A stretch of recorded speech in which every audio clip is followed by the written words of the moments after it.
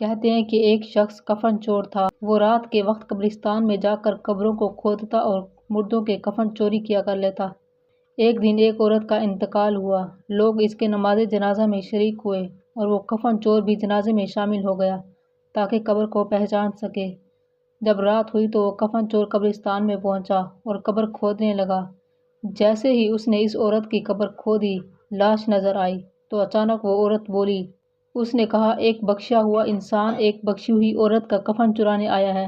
یہ سن کر کفن چور بہت گھبرا گیا۔ وہ رونے لگا اور بولا، اے عورت، تمہاری تو بخشش ہوگی مگر میری بخشش کب ہو گئی؟ تو عورت نے کہا، اللہ تعالیٰ نے اپنی رحمت سے میری مغفرت فرما دی اور ان سب لوگوں کو بھی مغفرت فرما دی جو میرے جنازے کی نماز میں شریک ہوئے تھے۔ یہ سن کر کفن چور کانپ اٹھا اور اسی وقت سچے دل سے توبہ کر لی۔ اس لیے کہا جاتا ہے کہ نیک لوگوں کے جنازے میں ضرور شرکت کرنی چاہیے، کیونکہ اللہ تعالیٰ ان کے ذریعے سے بہت سے لوگوں کی مغفرت فرما دیتے ہیں۔ سبحان اللہ۔